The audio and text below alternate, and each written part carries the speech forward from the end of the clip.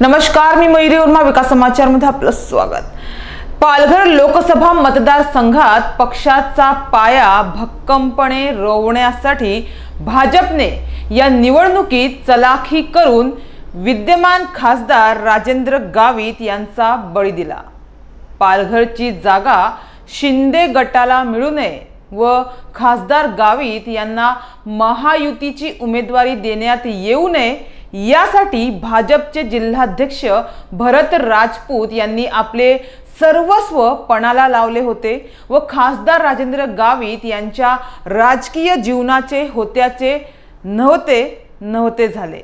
त्यांना उमेदवारी मिळू नये यासाठी भरत राजपूतसह अनेक स्थानिक नेत्यांनीही आपली ताकद पणाला लावली होती।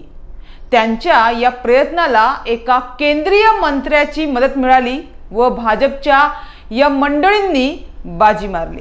मात्र ही जी परिस्थिती निर्माण झाली त्यासाठी खासदार गावित हे स्वतःही तितकेच जबाबदार आहेत।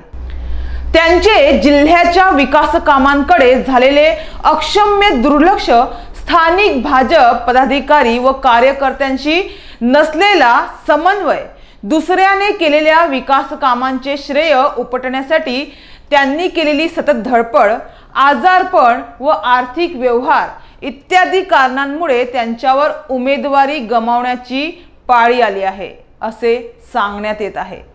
मात्र उमेदवारी गेल्यामुळे सध्या ते निराशाच्या गर्तेत सापडले आहेत।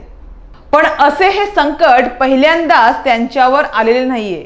काही वर्षापूर्वी ते काँग्रेसमध्ये असताना त्यांचे नाव खासदारकीसाठी जाहीर झाले होते, पण त्यावेळी त्यांना उमेदवारी मिळू नये यासाठी पक्षातील अदृश्य शक्ती सक्रिय झाल्या होत्या।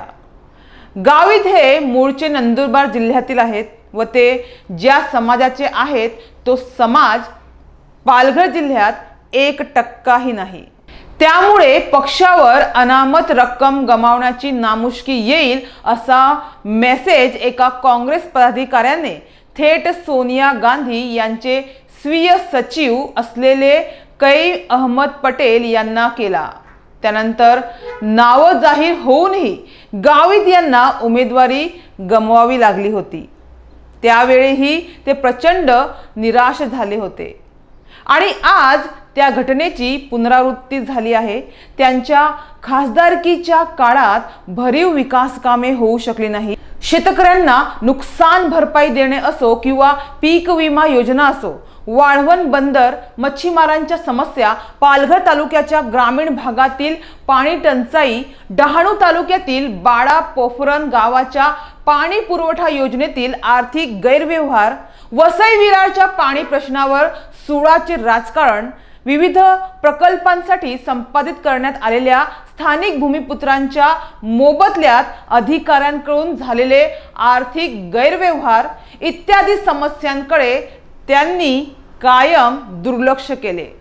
त्यामुळे त्यांची जनमानसातील प्रतिमा मलिन झाली व आज त्यांच्यावर उमेदवारी गमावण्याची ही पाळी आली आहे।